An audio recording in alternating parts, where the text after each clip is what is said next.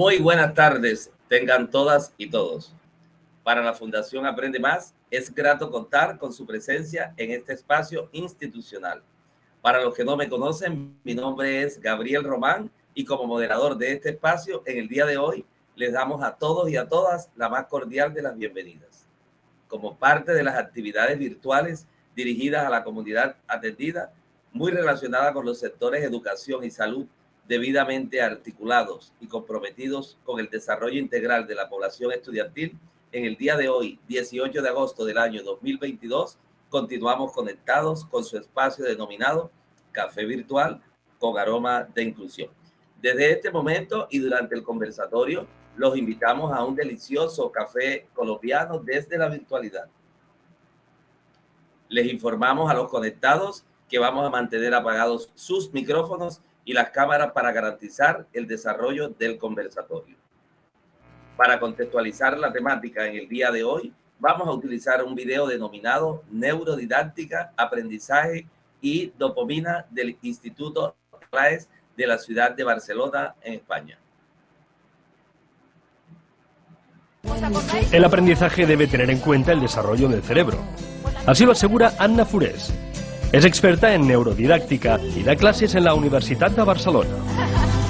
Es muy importante tener en cuenta, ¿no?, el desarrollo del cerebro con el aprendizaje y saber ir adaptando, ¿no?, a cada edad la mejor circunstancia, ¿no?, para que ese aprendizaje sea más óptimo. El objetivo de la neurodidáctica es trabajar con todo el potencial de nuestro cerebro, ¿no?, sacarle el máximo partido al cerebro que está a nuestras órdenes. Pues para aprender tenemos dos grandes aliados, ¿vale?, que son todo nuestro tejido neuronal, todas nuestras neuronas, y tenemos nuestras ganas de aprender, ¿vale? Es fácil aprender si la enseñanza ofrece los estímulos intelectuales que necesita nuestro cerebro. Su capacidad está genéticamente programada, pero el entorno determina qué aprendemos y qué talentos desarrollamos. Anna apuesta por descubrir qué es único en cada estudiante. Tendríamos que partir eso de trabajar la potencialidad de la persona, ¿no?, en qué es buena, ¿no?, en qué talento tiene, ¿no?, y a partir de ahí, ¿no?, trabajar todo lo demás. Y romper, eso sí, ese tópico, ¿no?, de centrarnos solo en el déficit de la persona, ¿no?, y trabajar más sobre el potencial, en qué es bueno. Este pañuelo rojo está en el centro, ¿verdad? Pues mira. Ese es el objetivo de este instituto en Santa Coloma de Gramenet, en Barcelona. Aquí potencian el desarrollo de las capacidades individuales de cada alumno. Se me acercó y me dijo: ¿te gusta la magia, verdad? Yo dije que sí, claro, llevo muchos años que me encanta. Taller de magia, a alguno le puede parecer que es una actividad complementaria, de ocio, ¿no? No, es decir, cuando estás realizando un taller de magia estás trabajando muchísimas habilidades que en el escenario de una clase habitual no desarrollas, ¿no? Nosotros hemos tenido la experiencia en este centro de alumnos que tenían enormes dificultades en la clase ordinaria, sin embargo han demostrado una competencia enorme desarrollando trucos de magia. Cuando han cogido confianza en sí mismos, pues después automáticamente hemos empezado a ver que mejoraba en todos los terrenos, ¿no? Si un alumno tiene interés en algo, no se le debe decir esto no toca o esto lo haces mal. Eso podría frenar el talento innato. El error nunca puede ser entendido como un fracaso, ¿no?, sino que el error forma parte de un proceso de aprendizaje. Los inventores lo tienen claro, ¿no?, esa base de ir probando que se acaba encontrando el descubrimiento, el invento, ¿no? Pues el aprendizaje también tendría que tener en cuenta, ¿no?, que el error forma parte de ese proceso. Ahora pensar cómo podemos clonar una planta. Pensar poner. Hay hormonas. Así que no se debe generar temor al fracaso, sino reforzar las expectativas de éxito. La recompensa hace que el cerebro funcione mejor. Hay una íntima relación entre el aprendizaje y el placer. Nuestro cerebro entiende que esa situación es agradable y pone todo nuestro cuerpo en una situación agradable. En esa situación agradable, pues eso, ¿no?, segregamos toda una serie, ¿no?, de hormonas que nos hacen sentir mejor. Si nos sentimos mejor, aprendemos más y mejor. Si un estudiante resuelve por iniciativa propia un problema difícil, el éxito le proporciona una sensación de felicidad, aumenta la secreción de dopamina que provoca placer y ganas de más. Por ejemplo, cuando uno cree que ha olvidado las clases de inglés, basta oír la canción favorita de los Rolling Stones para que vuelva a la letra. Así que se aprende mejor cuando hay un componente emocional. cada vez conocemos mejor nuestros procesos mentales, ¿no? Y cómo hemos de trabajarlos. Y yo creo que tengo muchas esperanzas, ¿no? Por ejemplo, en las aportaciones de las neurociencias en este sentido. La pedagogía del siglo XXI no es la del siglo XX. Se está avanzando en el conocimiento del cerebro y por eso hay que impulsar el diálogo entre la neurodidáctica y educación, entre ciencia y política educativa. There are all kinds of prizes with double awards for twins. Two can have twice as many chances. En el día de hoy vamos a tener un invitado muy especial y nos estamos refiriendo precisamente al coach experto en temáticas educativas, el señor Carlos Moneri Cayafa, de nacionalidad colombiana, conectado en el programa desde la ciudad de Santa Marta, Colombia, para los conectados por Zoom y por redes sociales que nos están siguiendo a nivel internacional. Señor Carlos, un saludo para el grupo que se encuentra conectado en este momento y que está interesado en escuchar sus experiencias. Un saludo muy especial desde Santa Marta, agradeciendo esta invitación a este gran equipo de personas que están compartiendo y construyendo conocimiento. Muchísimas gracias y me siento honrado, doctor. Muy complacido nosotros de tenerlo también en este espacio. Aprovechamos para darle una calurosa bienvenida y un merecido aplauso virtual. Como lo dijimos inicialmente, complacidos con el invitado especial que nos acompaña en este espacio en el día de hoy. Y vamos a aprovechar en este momento para darle las gracias en forma anticipada por haber aceptado nuestra invitación. Bueno, siguiendo con el formato del programa, es importante que recordemos que se trata de un grupo de preguntas que vamos a abordar, construidas intencionalmente para dar respuesta al objetivo del tema en el día de hoy, en este espacio institucional de la Fundación Aprende Más, identificado como Café Virtual con Aroma de Inclusión. Bueno, antes de iniciar el conversatorio, vamos a resaltar los aspectos de la formación y experiencias del invitado especial, Carlos Moneri. Carlos es comunicador social, es speaker internacional, es coach certificado del Instituto Internacional de Coaching ICI, con certificación en Camino a la Excelencia con Neurointeligencia de la organización Nobel Asesores, es asesor y consultor en neuroeducación. Es actualmente el director del Instituto de Neuroliderazgo, Economía Digital y Finanzas INEDIT. Es consultor en desarrollo humano y organizacional, así como también conferencista a nivel internacional, facilitador miembro del grupo de investigación, asesor editorial y de comunicaciones del proyecto La Neuroeducación en el Aula de la organización Frum Drama de la ciudad de Santa Marta.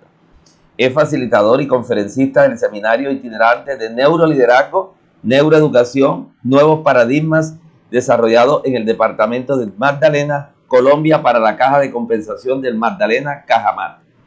Cuenta con más de 20 años de experiencia en el área de desarrollo humano y organizacional, con más de 900 participaciones como conferencista experto y ha sido facilitador en procesos educativos de clima laboral, empoderamiento, liderazgo y formación de equipos de alto desempeño. Consultor en coach estratégico, marca personal y neuromarketing. Autor de libros Un buen final, un gran comienzo y Las águilas no cazan moscas. Bueno, con todo ese reconocimiento, bueno, nos quedaría mucho más tiempo para poder resaltar la obra de Carlos, que ha sido muy significativa, especialmente en estos días en donde la neuroeducación, el funcionamiento del cerebro en el contexto educativo, en los procesos de enseñanza y aprendizaje, toman un gran valor. Bueno, vamos a iniciar el conversatorio con un grupo de preguntas de contexto que están relacionados con el tema estrategias neuroeducativas como respuestas a las diferencias individuales de los escolarizados, a cargo del coach Carlos Moneri Cayafa. Bueno, una primera pregunta, Carlos. ¿Cómo aprenden las personas de manera general? Que es importante pues que en este escenario con los que nos están escuchando pues sepamos esta parte, pero en especial cuando estamos en un proceso de escolarización. Gracias. Primero déjeme resaltar especialmente el título de esta temática porque engloba una preocupación mundial, mejor dicho, dos, el tema de las estrategias neuroeducativas y el tema de la inclusión. La pregunta, ¿cómo aprende? ¿Cómo aprende el ser humano? Realmente el cerebro, lo que podemos llamar el cerebro emocional, aprende a partir de estímulos. Estímulos que son recibidos, ¿cierto? Producen emociones que son respuestas instantáneas que no se pueden controlar, se pueden gestionar y que genera estados de ánimo y sentimientos. De esa manera aprende el cerebro emocional. Pero el cerebro racional aprende a partir de datos que se convierten en información, que es lo que nosotros, los facilitadores, entregamos. Nosotros entregamos información para que a través de un proceso de interpretación, el sujeto que reciba la información la convierta en conocimiento. El cerebro racional aprende a partir de datos, información y a través de un proceso de interpretación la convertimos en conocimiento. Y hoy la neurociencia, está hablando de que ese conocimiento, cuando lo pasamos por el entendimiento, lo llevamos a un concepto mágico que es la sabiduría. De esa manera aprendemos. Necesaria porque estamos precisamente en un contexto en donde las personas que estamos ahora mismo vinculadas al programa hacemos parte de roles ya sea como docentes, pero también como padres de familia, profesionales especializados que apoyan los procesos educativos y comunidad educativa en general. Hay una parte, ya que usted ha hecho referencia al tema del cerebro y su importancia en los procesos de aprendizaje, hay diríamos que una facultad que tiene el cerebro y es la neuroplasticidad como tal. ¿En qué consiste eso, Carlos, con el fin de poder abordar otras preguntas que se van a conectar con estos dos conceptos abordados inicialmente? Bueno, primero que todo, comentar rápidamente que a veces este discurso parece un poco disruptivo porque hemos venido con el convencimiento de que que el docente transfiere conocimiento. Realmente el conocimiento no se transfiere. Lo que se transfiere es información. El conocimiento se construye a través de un proceso cognitivo en el cerebro. La neuroplasticidad tiene que ver con las conexiones neuronales. La neuroplasticidad es la capacidad que tiene el cerebro de reorganizar las conexiones, neuronales. Nosotros aprendemos a partir de conexiones neuronales que son impulsos electroquímicos, ¿cierto? Que se llaman sinapsis. Perfecto. La única manera como el cerebro aprende es a partir de conexiones neuronales. Entonces, la neuroplasticidad permite que independientemente de las circunstancias, el cerebro pueda reorganizar. Supongamos, una persona sufre una contusión, una situación que afecte una parte neurobiológica de su cerebro. El cerebro tiene la capacidad de reorganizar las conexiones y entregarle a otro sector del cerebro las funciones que quedaron lesionadas. ¿De acuerdo? Esto nos invita a pensar que la neuroplasticidad nos permite siempre aprender, independientemente de la edad que tengamos, independientemente de cualquier circunstancia. El cerebro siempre, a partir de la neuroplasticidad, se puede ajustar y nos puede permitir aprender a cualquier edad. Listo, muy bien, excelente. Entonces, fíjense que hay algo importante a lo cual usted acaba de hacer mención, como es el tema de la emoción, el tema de la memoria. También la atención juega un papel importante en los procesos de aprendizaje. Entonces, sí quisiéramos conocer por qué en la neuroeducación son importantes esos elementos: emoción, atención y memoria. Bueno, si no hay emoción, no hay atención, ¿de acuerdo? Porque hay una relación muy fuerte entre la emoción, la motivación y la atención. Perfecto. ¿Por qué? La emoción hace que se produzca unos neurotransmisores como la dopamina, ¿de acuerdo? Y la dopamina va a diferentes sectores del cerebro, especialmente al área donde están las funciones ejecutivas, a partir de unas rutas dopaminérgicas, ¿de acuerdo? Lo dice Francisco Mora, uno de mis mentores españoles: donde no hay emoción, no hay aprendizaje. Y hay una relación fundamental entre la emoción y aprendizaje. Si un docente no logra emocionar, no va a haber aprendizaje, ¿de acuerdo? La única manera como el cerebro realmente aprende es a través de la emoción. Y esto se basa o se puede explicar en que a partir de la emoción, la neurobiología del cerebro empieza a producir esas sustancias, esos neurotransmisores que generan atención. Bien, pero fíjense que eso que nos ha comentado usted en estas preguntas iniciales nos conllevan pues a hacer una pregunta que está muy asociado pues al contexto donde nuestros escolarizados aprenden. Entonces, por eso quisiera que nos explicara un poco cómo se aplica todo esto de la neuroeducación ya en el contexto escolar. Doctor, la neurociencia nos está gritando información. La neurociencia nos está entregando información diaria que cambia diariamente.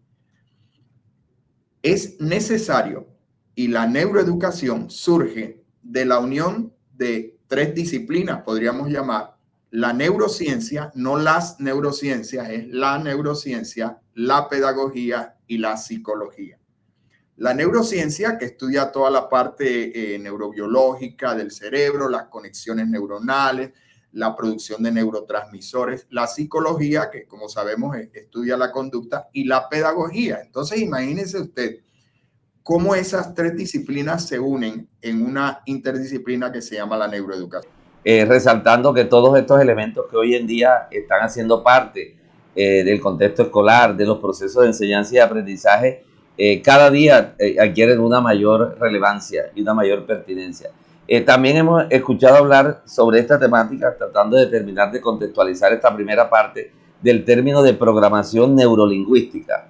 ¿En qué consiste eso de la programación neurolingüística y en qué medida mejora los procesos de aprendizaje y de enseñanza de nuestros estudiantes?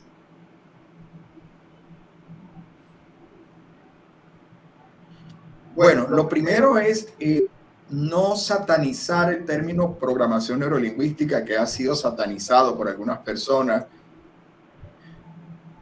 Lo toman como una herramienta de manipulación. Realmente la programación neurolingüística es un conjunto de herramientas comunicativas.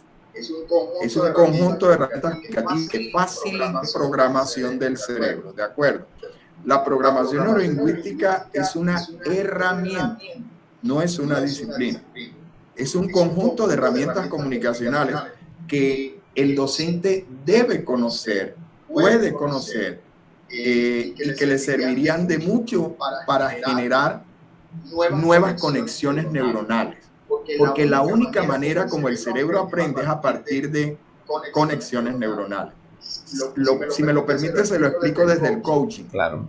En el coaching, sobre todo en el coaching ontológico, nosotros cuando miramos, cuando percibimos que hay una persona que tiene algunos condicionamientos limitantes y sabemos que esos condicionamientos vienen de unas creencias y sabemos que esas creencias tienen que ver con información, con sinapsis que empezaron a generar como un cableado estructurado muy fuerte, difícil de romper, difícil, no imposible, y que la psicología aborda tratando de romper esos cableados neuronales.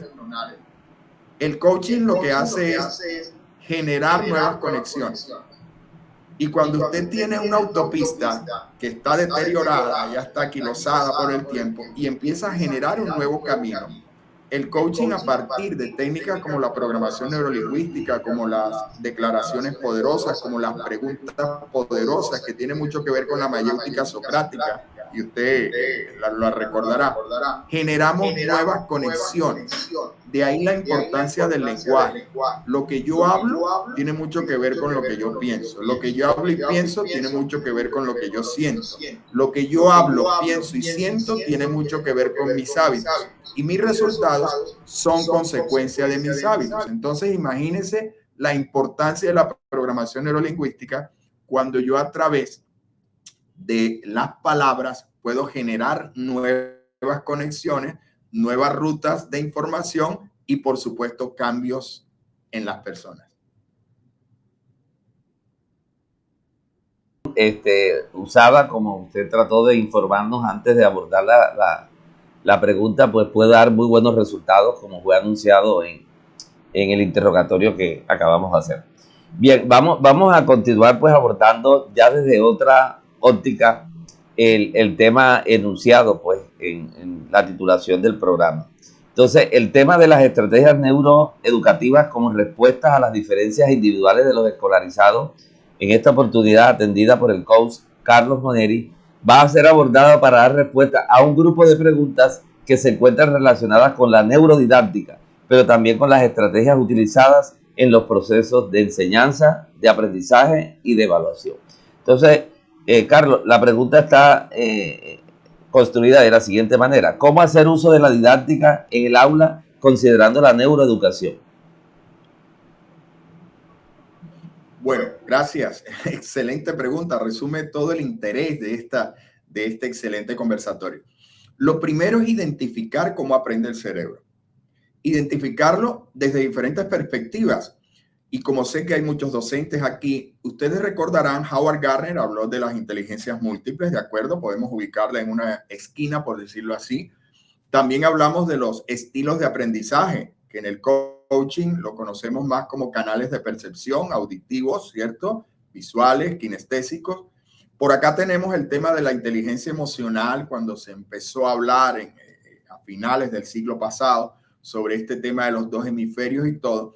Pero hay un área que especialmente y muy nueva, de hace apenas unos 15 años, que se empezó a hablar de la dominancia cerebral, por ejemplo, y uniendo la teoría de Sperry, que divide el hemisferio en dos sectores, y la de MacLean, ¿cierto? Empezamos a considerar no la existencia de dos hemisferios, sino de 4 lóbulos. 2 frontales y 2 basales o posteriores. ¿Por qué me estoy refiriendo a esto? Porque cuando un docente conoce cómo opera, por favor quedémonos con ese verbo, porque se usa cuando estamos hablando del trabajo del cerebro, cómo opera el cerebro de una persona que tenga cerebro dominante frontal izquierdo, por ejemplo, esa persona aprende, se relaciona de manera lógica, tiene mucho que ver con causa-efecto, con costo-beneficio. Es esa persona porque su dominancia cerebral es como las manos. Yo tengo dominancia en la mano derecha. Eso no significa que la izquierda no nos sirva, pero mi mano dominante es la mano derecha. Lo mismo pasa con los cerebros, ya yo digo con los cerebros, pero me refiero a con los sectores del cerebro. Una persona, por ejemplo, mi apreciado, que tenga dominancia cerebral en el sector basal posterior izquierdo, es una persona secuencial, es una persona que gusta del orden, es perfecta para trabajar procesos, para coordinar procesos. Se vuelven personas muy responsables porque su dominancia cerebral se los permite. Igual pasa con una persona que tenga una dominancia cerebral basal derecha y frontal derecha. Entonces, vuelvo a la pregunta.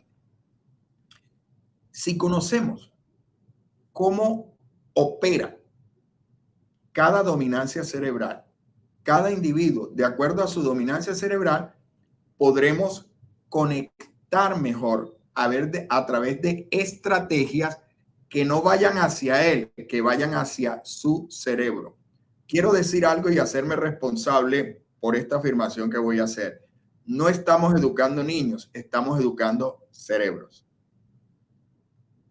Muy bien, retadora esa afirmación, pero también que tiene mucho de cierto.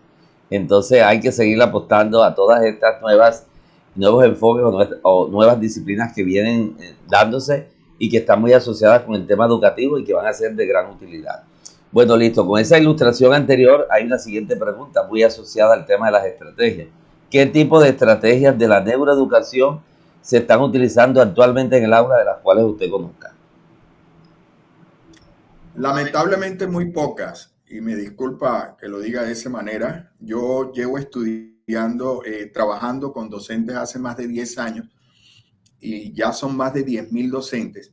Y voy a cambiar la expresión porque no quiero que me tilden de disruptivo, porque amo la docencia. Para mí trabajar con docentes es algo espectacular en Colombia, en cualquier país donde he trabajado con docentes. Para mí es una posibilidad de ayudar a transformar vidas, ¿de acuerdo?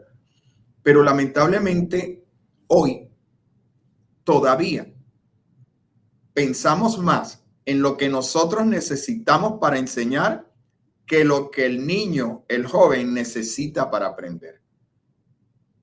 Pensamos más en preparar las clases como nosotros pensamos que funciona y no en qué necesita el niño.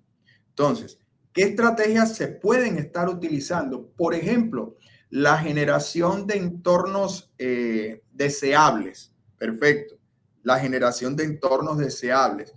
Yo tengo un niño que tiene 14 años, ya está entrando a la adolescencia, y él es un niño cuyo cerebro le exige para aprender que él se esté moviendo.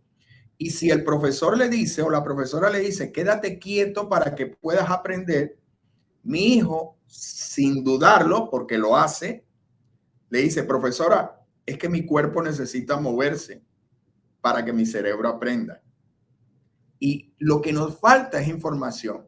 ¿Qué estrategias se pueden usar? Por ejemplo, se dice en la mayoría de las instituciones educativas que la clase de matemática debe ir a primera hora del día, porque tienen el cerebro fresquecito los muchachos y se concentran más. Resulta, mi apreciado, que el área del cerebro que aprende matemáticas, perdonen que lo diga de este modo, el área del cerebro que aprende matemáticas está aquí.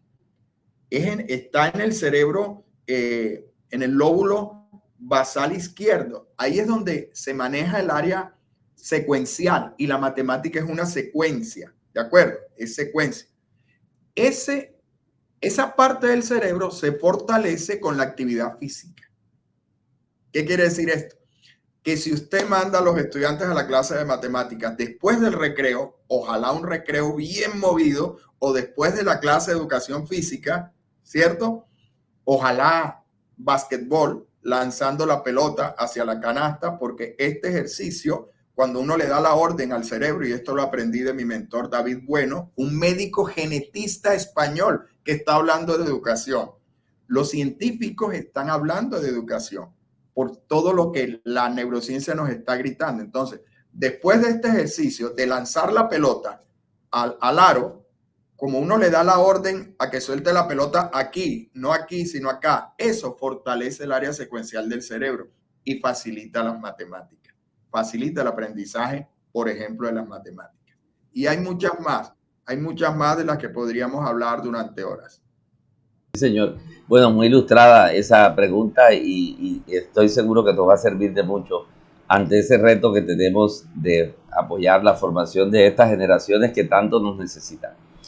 Bien, bueno, vamos a seguir en el avance del programa y entonces desde el enfoque inclusivo, el coach Carlos Moneris nos va a responder el tema de estrategias neuroeducativas con respuestas a las diferencias individuales de los escolarizados. Ya nos vamos a meter en el tema de la inclusión porque en este programa no podemos dejar de considerar la importancia que tiene la inclusión para nosotros y para la región, para Colombia y para el mundo en general. Entonces la primera pregunta, Carlos, es la siguiente. ¿Cómo la neuroeducación facilita la inclusión educativa? Precisamente porque la neuroeducación da la posibilidad de entender cómo aprende el cerebro de cada niño. Y hay niños que de algún modo, ahorita le colocaba el ejemplo de mi hijo, cuando usted está obligando a un niño cuyo cerebro necesita que se mueva para aprender, a que se siente como el resto de los niños, de alguna manera está excluyendo. De alguna manera está excluyendo. Mi hijo aprende, y perdona que pone el ejemplo, pero es el que más conozco, ¿no? Y a él le ha ido mejor que en mi crianza, en su crianza, que a mi hija, que tiene 10 años más que él, ¿de acuerdo? Él aprende, por ejemplo, a él le colocan una tarea sobre la Revolución Francesa. Y yo llego a casa y encuentro, le explico, le comento, le hago conversatorios, pero cuando voy a apagar el celular, el computador, veo que tiene películas sobre la Revolución Francesa. O sea, él aprende viendo películas.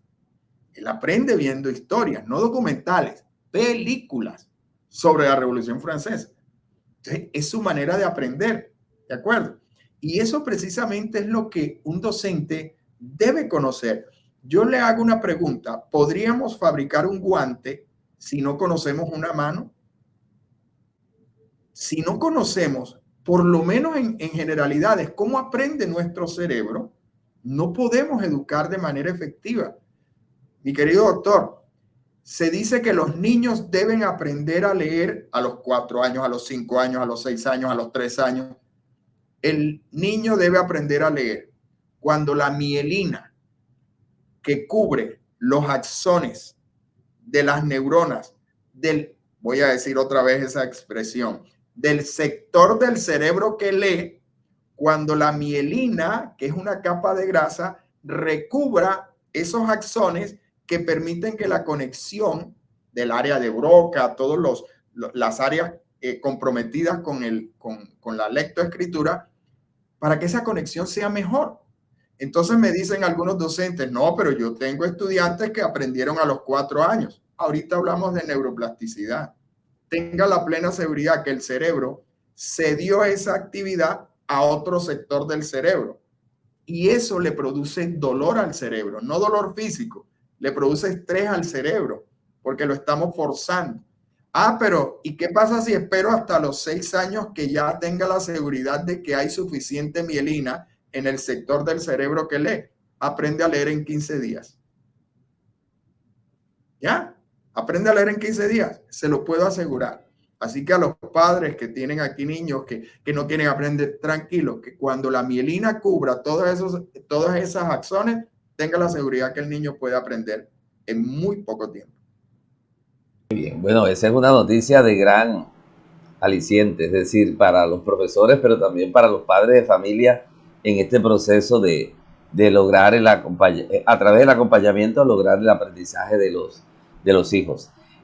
A mí me gustaría pues abordar esta pregunta de manera muy puntual y hago referencia al uso que aporta la neuroeducación en el proceso formativo de los estudiantes, pero sobre todo esos estudiantes a los que nos estamos refiriendo en esta parte de la conversación, que tienen diferencias individuales muy relacionadas con alguna condición de discapacidad o con alguna vulneración que en su desarrollo hayan logrado tener o que hagan parte de su propia vida en el contexto en el que están. Entonces, muy puntual, el uso de la neuroeducación en el proceso formativo de esos estudiantes que presentan necesidades educativas específicas o alguna condición de discapacidad.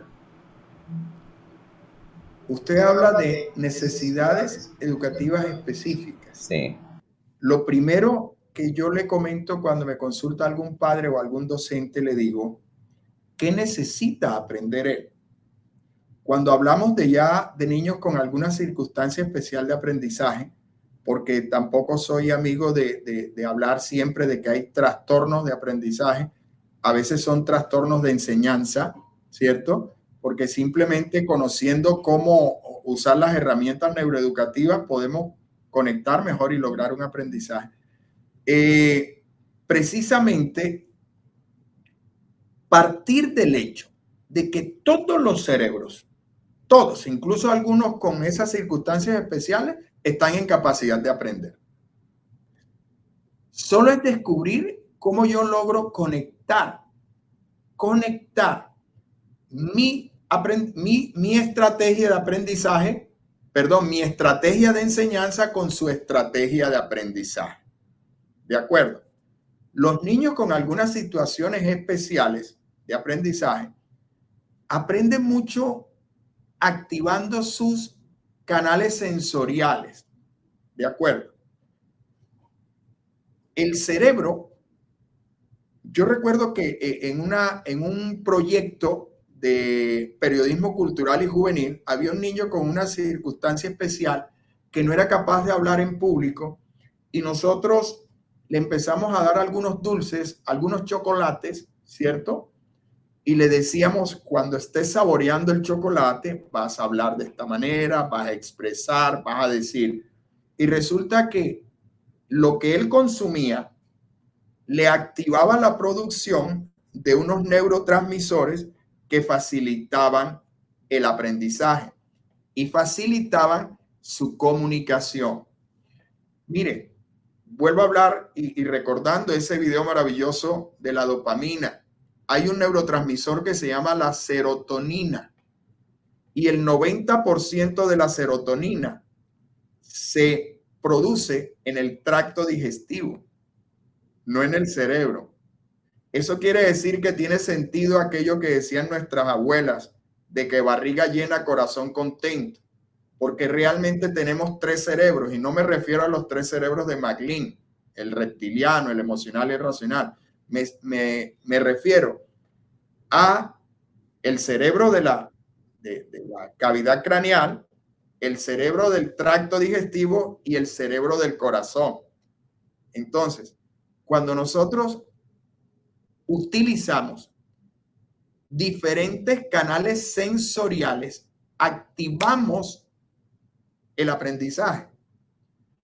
Tocar, escuchar, probar, degustar algo, música, algo visual, colores, ¿de acuerdo?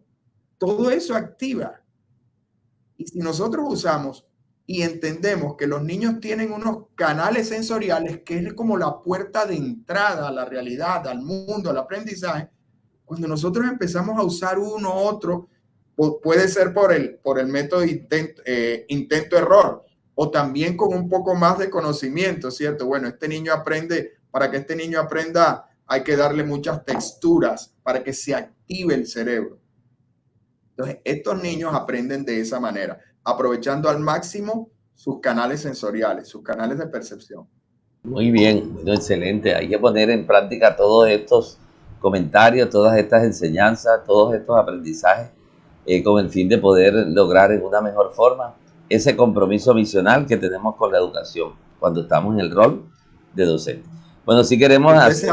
Perdón, doctor, ¿usted sabe por qué los novios regalamos chocolates? Bueno, yo no le regalo chocolates a mi esposa hace rato. ¿Sabe por qué regalamos chocolates? Porque el chocolate estimula la producción de oxitocina. Y la oxitocina hace que el cerebro sienta exactamente lo mismo que con un abrazo. Sobre todo esos abrazos sobados. Esos abrazos que tocan aquí un sector de la espalda que conecta con el cerebro. Entonces, me refiero a eso. No le hable únicamente al oído, no le hable únicamente, háblele a todos los canales sensoriales de estos niños. Porque incluso hay niños con necesidades específicas, necesidades diferentes de aprendizaje, que desarrollan mucho más esos canales sensoriales. Yo le quería hacer una broma sobre el refrán que nos dijo de barriga llena, corazón contento. Ahora hay que decir barriga llena, cerebro contento.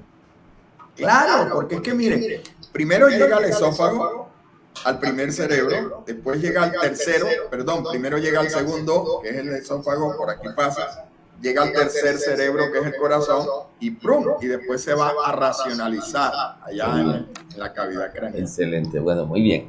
Bueno, vamos a recordarles a los que están conectados en este momento que cuentan con el espacio del chat para que nos escriban sus aportes, pero de igual manera las preguntas que consideren necesarias, las cuales van a ser leídas por mi persona y el invitado especial las va a responder como tal. Una pregunta, Carlos, de cierre a nivel de recomendaciones. Algo dijiste, pero sí quisiéramos ser muy puntual con esta última parte.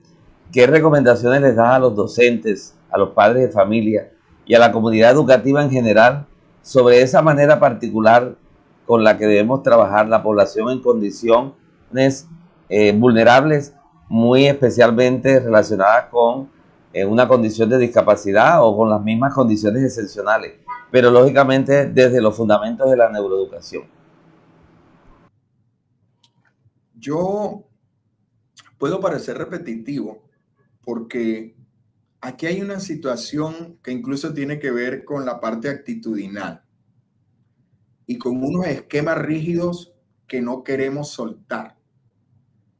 Yo pienso que primero necesitamos atención los adultos, los formadores, que no hemos sido capaces, algunos, de entender que hay 1000 herramientas hoy y que debemos y que tenemos el deber moral de conocerlas, porque nos están dando luces y ni siquiera luces, nos están dando cosas definitivas.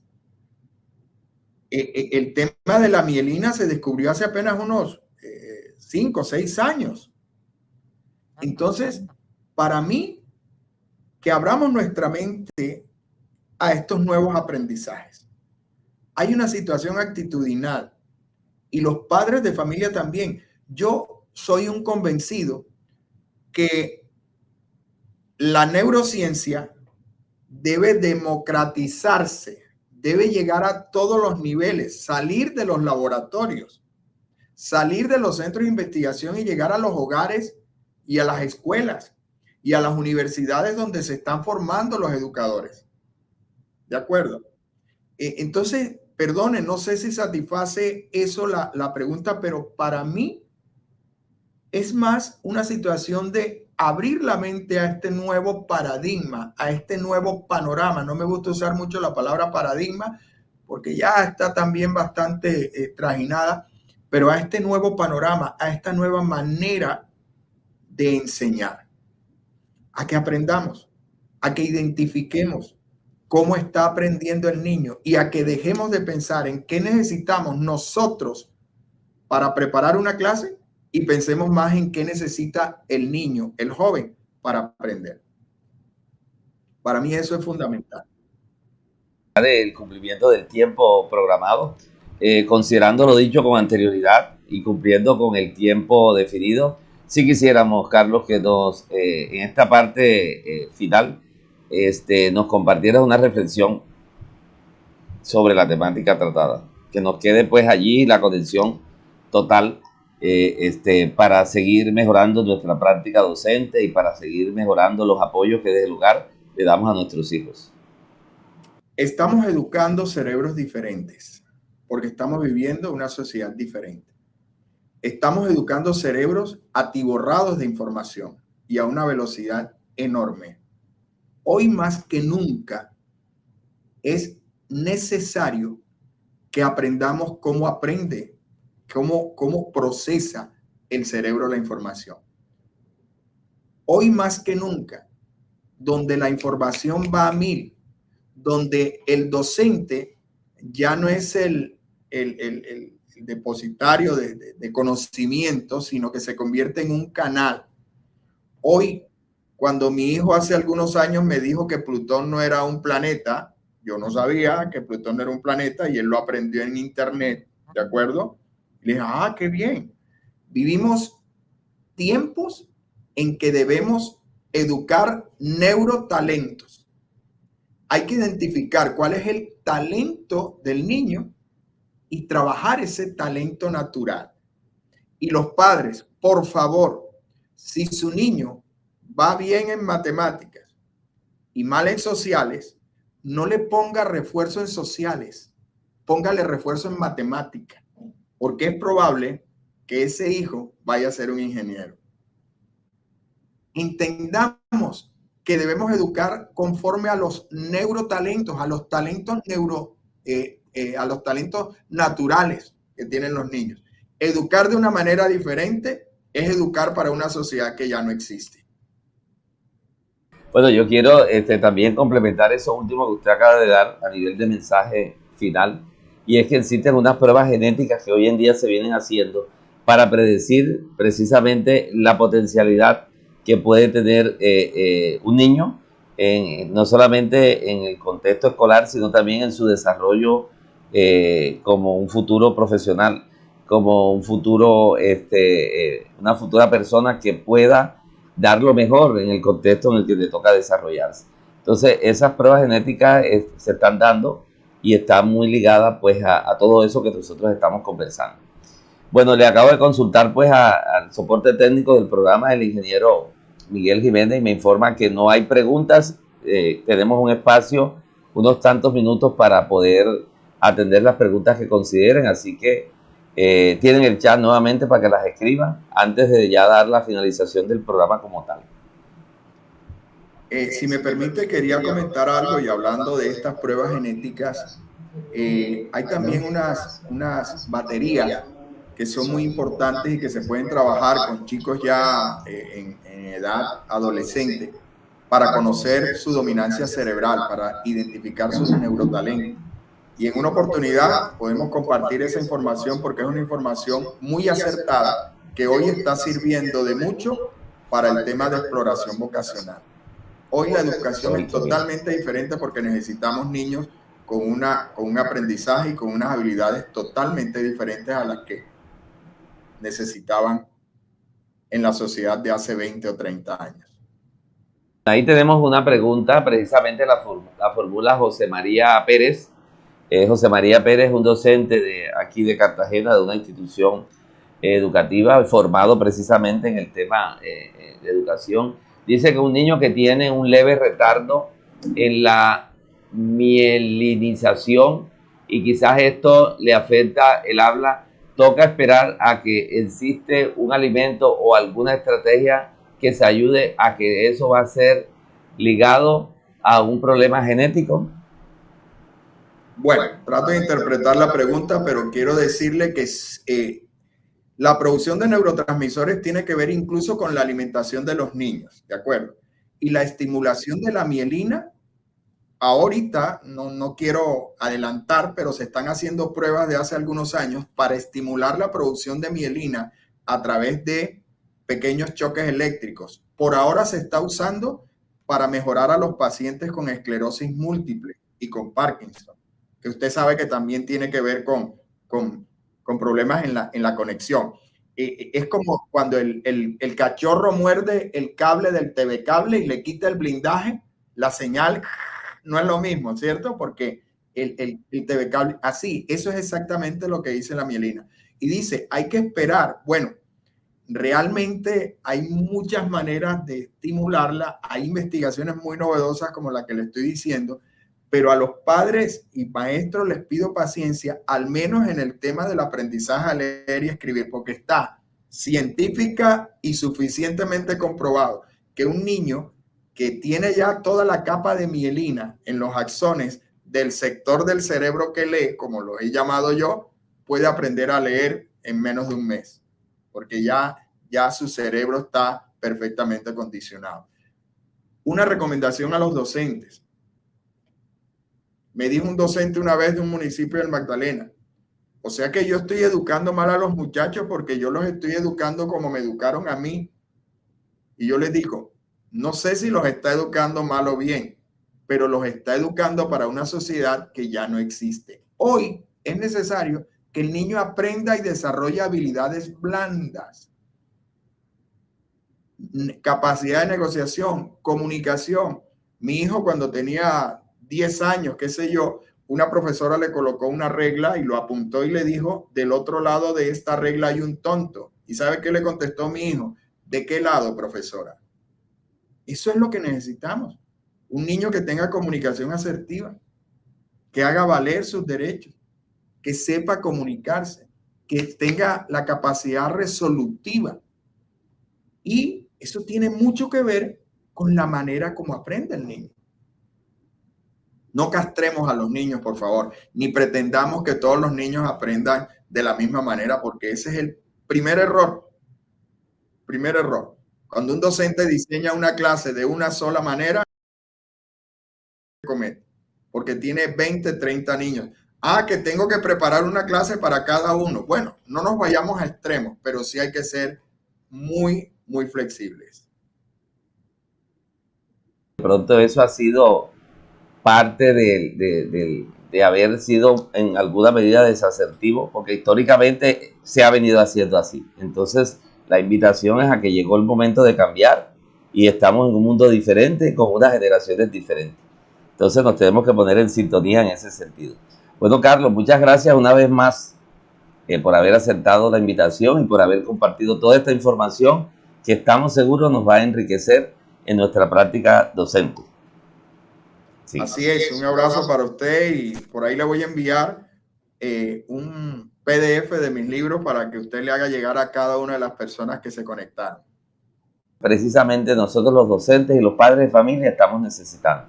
Pero también tenemos que agradecerles a los que se conectaron, a más de esas 100 personas que hoy en día están conectadas por Zoom, pero otras tanto que nos están siguiendo por redes sociales.